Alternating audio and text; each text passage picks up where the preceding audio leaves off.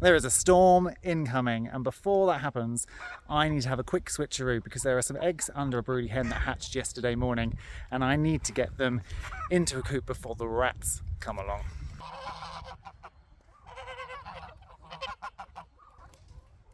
Generally, it's far too dangerous to allow new chicks and new ducklings to wander around the farm freely because there are too many things that could go wrong, from predators to falling in water dishes to getting stood on by goats. So these ducks have been in this coop, and the ducklings are about 2-3 weeks old now, and they're now old enough to come out. So I'm going to switch these guys over so the new chicks can go into this run.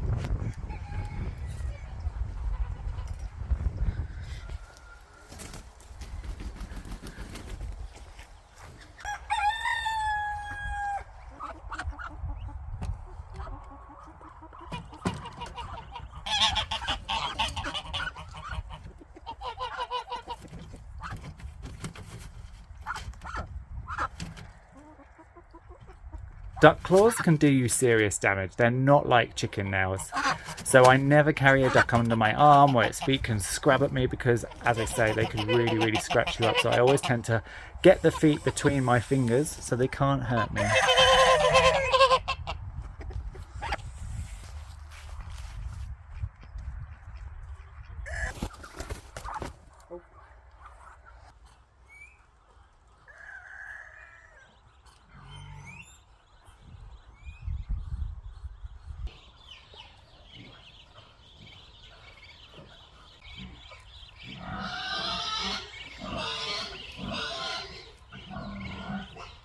Ducks are also incredibly messy. They are absolutely disgusting.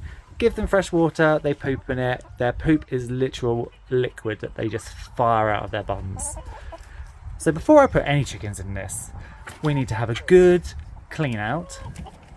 We need to make sure all of this poop and old feathers that are stuck to the mesh on the bottom of this, and there is mesh there because we've had a nightmare this year with rats burrowing into runs and eating ducklings and chicks. So before we can put the chickens in here, we're going to just make sure this is all clear, move to fresh grass, and then we'll transfer those darling little chicks.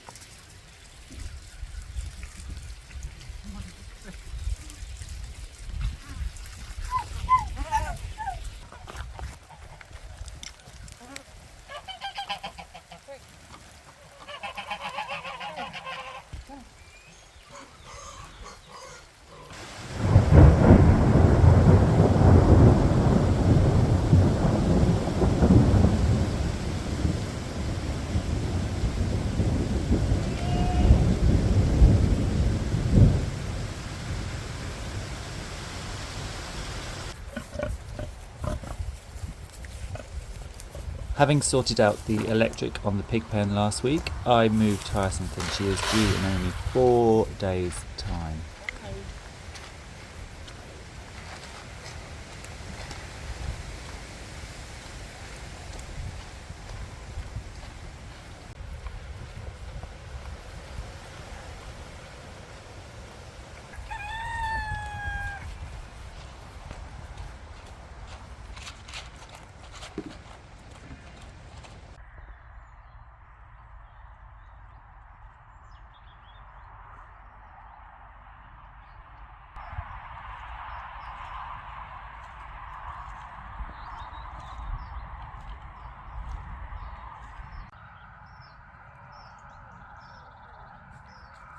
Now the pop-up campsite is shut for the winter, it means I can close the gate and let the donkeys out, which is really good because the donkeys and the sheep selectively eat different things. So the donkeys now will knock back some of the thistle and the blackthorn in the field, whereas the sheep will come across and eat some of the ragwort heads, flowers and seeds, which don't have the poison bit in them.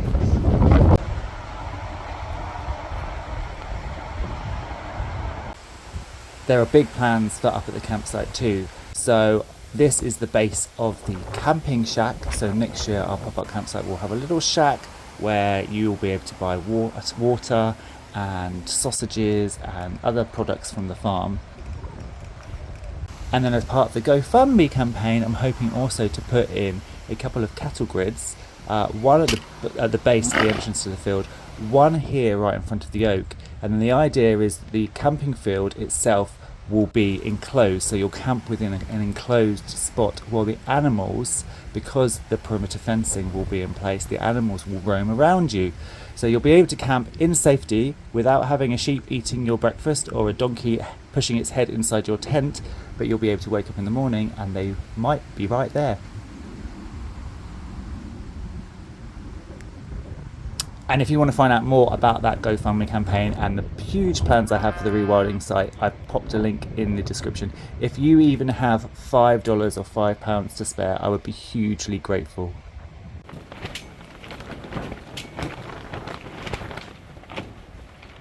The difficult growing year combined with some mental health struggles earlier in the year means I haven't been as productive as I'd hoped, and the polytunnel has taken the backseat. You can see it's extremely weedy. The aubergines for the third year have just not grown properly, and it's because I didn't fertilise them enough and I didn't weed them enough and I didn't water them enough. So we're just going to rip them out and we're going to prepare the polytunnel ahead of the winter season, because you can grow a lot in winter, and actually I seem to have the most productive polytunnel during the colder months of the year when I can fill it full of lettuces and mizuna and radishes and rocket and all the good greens that I can grow.